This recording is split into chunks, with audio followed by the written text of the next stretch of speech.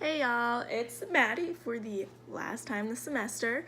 This will be my final reflection video post doing our final reflection video as a group. Me reviewing other groups' videos and, comparing them to my own experiences, bouncing off ideas, and really just coming to a close on this semester. As I've watched everybody's videos, there were the same themes happening across the board. Everybody's had problems with getting groups together, with fitting their schedules together. Some groups had problems with motivation, getting everybody together on time, making sure everybody is contributing the same amount of effort, things like that. As I watched these videos, one of the things a couple of the groups talked about, especially the Magic Management Squad, was their use of the SWOT analysis. As I heard them talk about it and I read my comments on it a little bit more.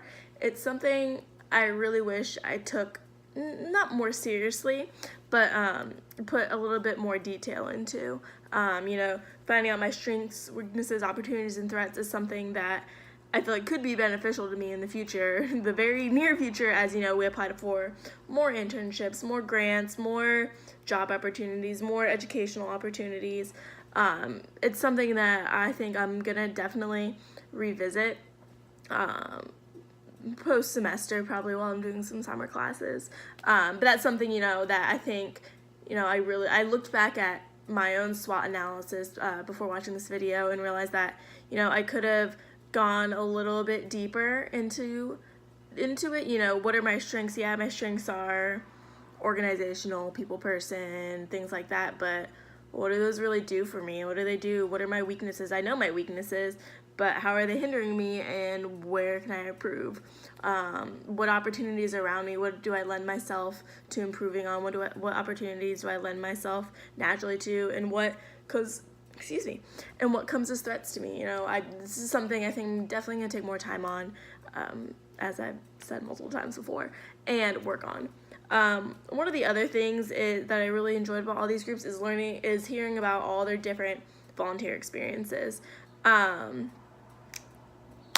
can't remember the name of the group, but the group that worked with the Brisbane Center, they worked with kids, they read them books, they worked with them every Thursday, which I thought was really cool.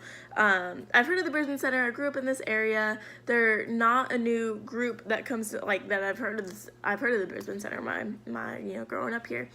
And just hearing their experiences with them and kind of comparing it to, well, they were working with kids, but as we were working with Ellie's Elves, we were working with adults, families, and specifically Miss Cindy.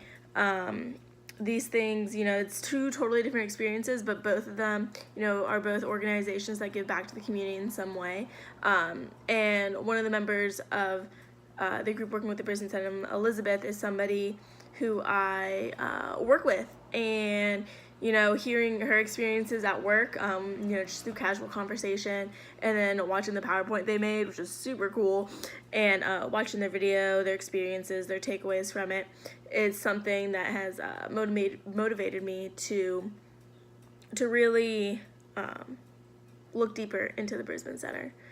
Another thing that that was a theme throughout these conversations was everybody just talking about the books that we've read, through Blink, through Overcoming Bias, through Carnegie's How to Win Friends and Influence People. I have never seen How to Influence Friends, how to get friends and influence people more in my life than since I've started taking this class. Honestly, just the other day, today is Monday, last day recording this, but it's okay. On Saturday, my best friend in Kentucky posted a picture of him. Look at this new book I'm gonna read, guys. And I texted him, I was like, Skylar, this book is great. You have to tell me about it. I had to read this for my class. I found it on my friend's bookshelf. Honestly, this book is popping up everywhere. Might just be another fad, even though it was written decades ago. But, I think it's a book that everybody should read. Everybody's talked about, this book really kind of it makes you a more personable, a more likable person, in my opinion. It's something that, you know, we are not just master manipulators, but people who, like, it doesn't train you to be a master manipulator. It trains you to be a person that can influence others, that can empower them and give them the motivation and the feeling that they can accomplish things on their own. And, you know, I guess that's, you know, probably that little bit of self-gratification thing, like, oh, I helped them do that. But that was one of the big takeaways from that. From Overcoming Bias, you know, that book made me kind of realize, like, whoa, there's bias all around us. Bias I've fought against myself. Bias that I have unconsciously put upon other people. You know, I've talked about this in my blogs a couple times in some of the earlier chapters and, you know, when that book was assigned. But I've talked about, you know, how waitressing, there are some biases. There are biases about certain racial groups and how they will tip or be as customers, both on the good and bad side. And, you know, I've taken it upon myself to not have those immediate biases. Yes, they're going to be immediate, but then my immediate second thought is, oh no, don't think that way. You know, treat them just like everybody else. And, you know, one of the things I've actively been doing is when my coworkers will get sat with a table that they are not necessarily pleased with or excited for, encourage them, like, come on guys, like, that's not cool. I've, you know, sometimes I'll be like, I've had this table, like, there's nothing wrong with them, don't be that way. And they were just like, you know that, oh, I'm sorry. They're just like, you know how that table is gonna be, blah, blah, blah, blah, blah. I'm like, guys, it's not cool, you know. I've had other coworkers, you know, at that point agree with me, like, yeah, you're right. And it also comes out when I'm teaching.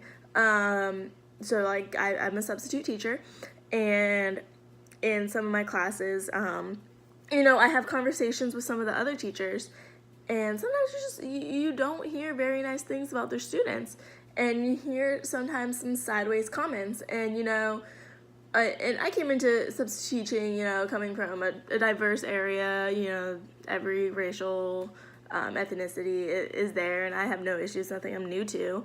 But, you know, I went to teaching open-minded, but, you know, after hearing some of these comments, I couldn't help but, like, walk back into my classroom and notice those things. Like, it's something, like, now my attention is on these things that that these teachers pointed out, and that's not okay. I don't think that way naturally. And so, you know, there are a lot of stereotypes that come up in, you know, serving world, teaching world, personal world, work world, that Overcoming Bias really hit on. And that I think, I mean, it wasn't, yeah, it was a smaller book. It wasn't a long book. It was maybe 100 pages that, you know, somebody can read in an afternoon or two, and, you know, can completely change the way they're viewing everybody.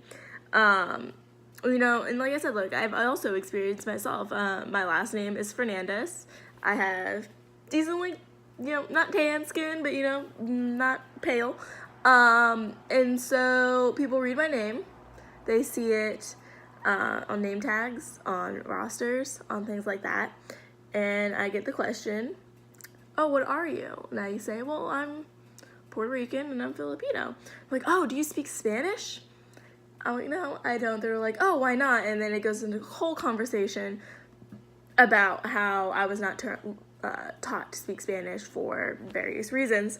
And, or, here's the worst one, they see my last name and they immediately start talking to me in Spanish. That is probably my least favorite thing to deal with, as well as when I was growing up, my sisters and I went to when we were much, much younger, went to a school district, they saw our last name and were immediately put in ESL classes, in remedial classes. That's really not cool, guys. Shout out to that school system that I will leave unnamed.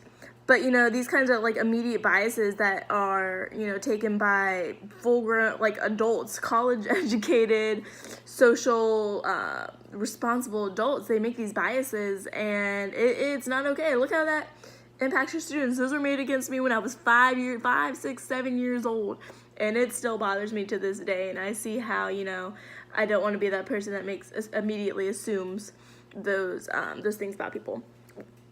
getting off from that tangent about overcoming bias, you know, I think my biggest takeaway of this class is maybe not necessarily the management skills, because while, yes, we've read this book, we've gone in detail, chapters 1 through 14, and, you know, these are my management styles, these are operational skills, system skills, IT skills, this is the management process, the decision-making process, it's how you deal with employees, you hire, you network, you contact. Even though we've gone through all these things, and that knowledge is in my head, these facts, figures, processes, steps, are all stored in my brain now, and I have my blogs to look back on, which I will get to in a minute.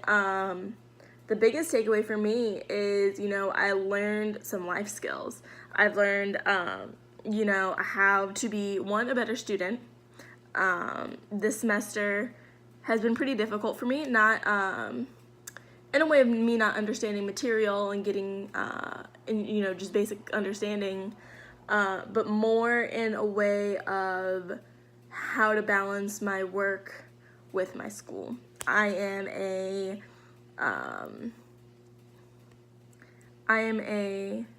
sorry, I can't find my word. I'm somebody who will work till I drop. And that has always been my nature. Before I was able to get a job, it was with school and with sports. I was in AP classes out my butt. I was in varsity sports and clubs and organizations and president of this and captain of that. And, you know, just always, I don't like being bored. That was my issue. I don't like being bored. I like to be constantly in movement. Actually, I'm in my bed right now, and the only reason that's happening is because I've got a little summer flu, a little summer cold coming on right now, and don't really want to get out of bed. But that, you know, I think now that I can have a job and I've recently moved out, super fun during this semester, I think I've just let those life things kind of get in the way of school, which is something I'm not very happy with myself. And I've mentioned this in my blogs. Professor Gower, you know that my blogs have not recently been on time, and I do apologize for that.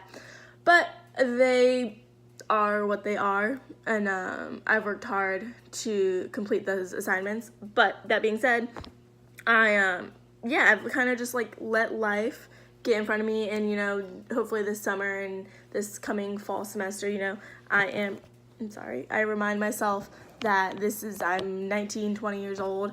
Right now, my life is school. Yes, I have rent. Yes, I have bills and a car payment and all of these other things going on, but right now, my focus should be on school. And so this course has really just, you know, helped me stay on top of things. I really appreciated the schedule, although sometimes, and the syllabus, although sometimes, you know, things were hard to understand, you know, questions, clarifications, all those things needed to happen.